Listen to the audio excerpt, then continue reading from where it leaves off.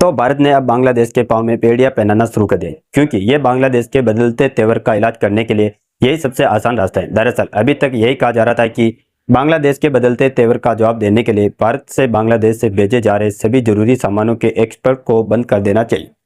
हालांकि थोड़े बहुत सामानों को एक्सपोर्ट रोक भी दिया गया,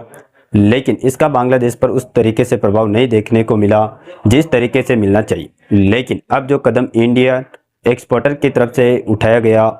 इससे बांग्लादेश कहीं का नहीं रहने वाला है, क्योंकि हाल ही में खबर निकल कर आ रही है कि जो इंडियन एक्सपोर्टर हैं उन्होंने खुद बांग्लादेश में भेजे जा रहे जरूरी सामानों की शिपमेंट को एक बार के लिए रोक दिया है। और इंडियन एक्सपोर्टर का कहना है कि बांग्लादेश को शिपमेंट भेजने से कोई फायदा नहीं है, क्योंकि ये लोग भेजे गए शिपमेंट की पेमेंट कर पाएंगे या नहीं, इसकी कोई गारंटी नहीं है। और साथ ही बांग्लादेश के हालात इतने ज़्यादा गंभीर हो चुके हैं कि वहाँ कई जो बैंक्स हैं उनकी भी सिचुएशन पूरी तरीके से गिर चुकी है। पूरी डेवलपमेंट क्या है इस वीडियो में समझते हैं, लेकिन आगे बढ़ने से पहले इस वीडियो को एक लाइक करके चैनल को सब्सक्राइब जरूर कर लीजिए। दोस्तों, हाल ही में भारत और बांग्लादेश के बीच कुछ ऐसी परिस्थितियां बिगड़ी हैं जिससे हमारा बांग्लादेश में जो एक्सपोर्ट है वह काफ़ी ज़्यादा डाउन हो गया।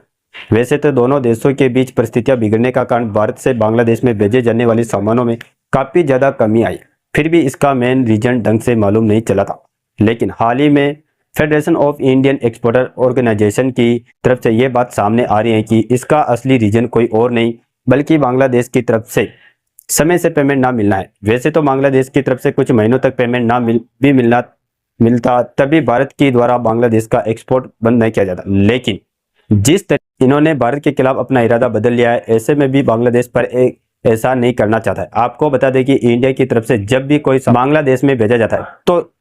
इसके द्वारा सामानों के बदलने में एक लेटर ऑफ क्रेडिट इशू किया जाता है। यह letter of issue credit Bangladesh का बैंक भारत के लिए इशू करता है, जो कि यह गारंटी देता है कि अगर बांग्लादेश के इंपोर्टर पैसे का भुगतान नहीं करते तो क्रेडिट इशू करने वाला बैंक उस पैसे का भुगतान करेगा। यानी कि इस तरीके से भारत के जो एक्सपोर्टर हैं उन्होंने सिक्योरिटी की महसूस होती है कि पैसे भले ही 1-2 महीने के बाद मिलेंगे, लेकिन वह पैसे बिल्कुल भी नहीं डूबेंगे। लेकिन अब इंडियन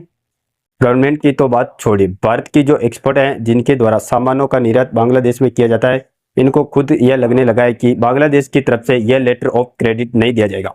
और अगर दिया भी जाएगा तो इस बात पर कोई गारंटी नहीं है कि पेमेंट समय से मिल जाएगा। और आपको बता दें कि मेनली ये रीजन है कि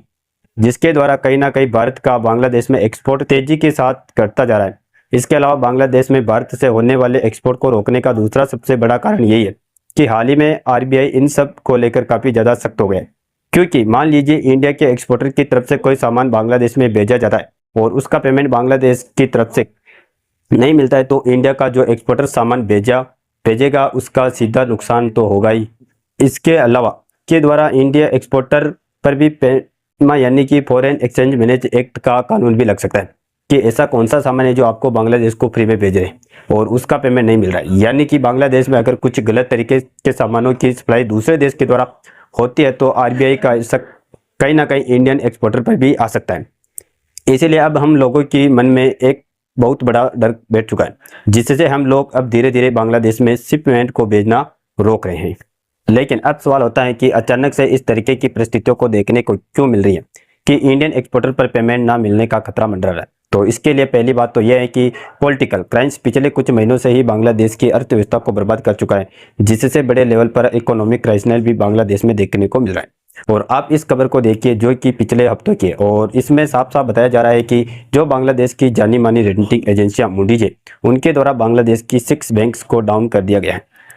और इन नेगेटिव रेटिंग की दी गई, जिसमें city bank, Dutch Bangla bank और ईस्टर्न बैंक जैसी काफ़ी ज़्यादा कट किया जा चुका है। और इनका कहना है कि आने वाले समय में बांग्लादेश के हालात और भी ज़्यादा बिगड़ सकते हैं, क्योंकि पहले नंबर तो इनकी टेक्सटाइल मैन्युफैक्चरिंग इंडस्ट्री डूब गई है और दूसरा नंबर तो इनकी बैंकिंग सिस्टम में बांग्लादेश की जानी मानी बैंक शामिल है। यानी कि एक बार के लिए तो आप सोच कर देखिए कि जिस देश की 6 बड़ी बैंक्स खुद फाइनेंशियली क्राइसिस से जूझ रही हैं और अगर वह लेटर ऑफ क्रेडिट इशू भी करती है तो उन पर भला क्या ही विश्वास किया जा सकता है। और केवल बैंकों की नहीं बल्कि ओवरऑल जो बांग्लादेश की रेटिंग है उसको भी मूडीज के द्वारा क्राइसिस आ चुका है। और इसका तीसरा सबसे बड़ा कारण यह है कि बांग्लादेश की महंगाई तेजी के साथ बढ़ रही है। आपको जानकर हैरानी होगी कि जिस तरीके से बांग्लादेश की महंगाई बढ़ रही है, इससे वहाँ के गवर्नर का कहना है कि आने वाले जनवरी के महीने में तो ये महंगाई और भी ज़्यादा बढ़ जाएगी, क्योंकि हाल ही में जब नवंबर के महीने की महंगाई का आंकड़ा जारी किया गया तो ये बात मालूम चली कि बांग्लादेश में पिछले 4 महीने यानी कि जब से महंगाई बढ़ना शुरू हुई है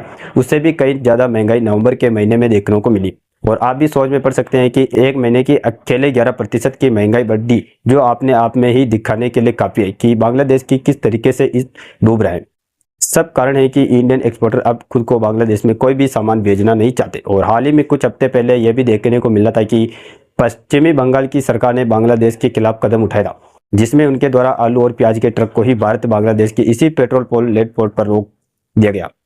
शुरुआत में तो 5 दिन के लिए रोका गया, लेकिन अब यह कहा गया है कि अगर माहौल और भी ज़्यादा बिगड़ता है तो आलू प्याज और जैसे कुछ एसेंशियल प्रोडक्ट को हमेशा के लिए रोक दिया जाएगा। और अगर बात एक्सपोर्ट की जाए तो इसका सबसे बड़ा एग्जाम्पल 2 दिन पहले देखने को मिला, जब दिल्ली के ऑटो पार्ट्स से सप्लाई मिलकर 15 जनवरी तक यानी कि अगले 1 महीने तक बांग्लादेश में शिपमेंट को रोकने का फैसला लिया, जिसमें 20,000 ऑटो पार्ट्स सप्लाईज ने तो सीधा कह दिया कि अगर हिंदू माइनॉरिटी पर अटैक को नहीं रोका गया तो हम बांग्लादेश को एक भी सामान की सप्लाई नहीं करेंगे। और बांग्लादेश किसी न किसी तरीके से तो जरूर ही सुधरेगा, क्योंकि ऑटो पार्ट्स की बात की जाए तो भारत सबसे बड़ा सप्लाई है, जहां 90% इसकी सप्लाई अकेले भारत के द्वारा होती है। तो ऐसे में जाहिर सी बात है कि बांग्लादेश का काम भारत बिना नहीं चलने वाला। फिलहाल आप लोगों का इंडियन एक्सपोर्ट द्वारा खुद शिपमेंट को रोकने के फैसले पर क्या कहना है, अपनी राय कमेंट में जरूर बताएं और इस वीडियो को एक लाइक करके अपने मित्रों तक जरूर शेयर करें। धन्यवाद। जय श्री राम, जय हिंद, जय भारत।